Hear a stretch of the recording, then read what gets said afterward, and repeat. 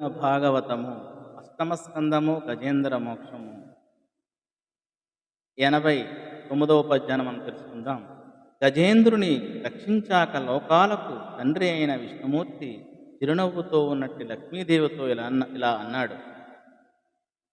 బాలానా వెనువెంటను హేళన్ విను వీధు నిండి తెంచుచు నీ చేలాంచలంబు బట్టుట కాలోనే మంటి నన్ను అంబోజముఖీ.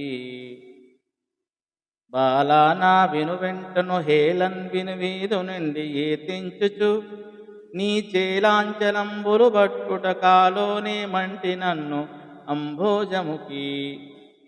పద్మముఖి, ఆకాశ మార్గంలో నా వెనకాతలే విలాసంగా వస్తూ నేను నీ పైట కొంగు విడవకుండా పట్టుకొని ఉన్నందుకు నన్ను గురించి ఏమనుకున్నామో ఏమిటో అని ఈ పద్య భావం.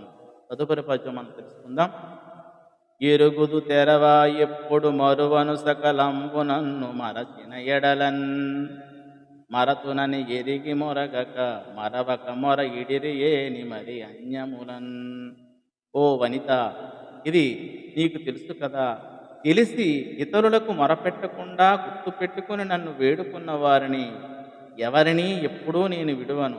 నన్ను విడిచిపెట్టిన వారిని నేను విడిచిపెడతాను అని ఈ యొక్క పద్య భావము. ధన్యవాదం.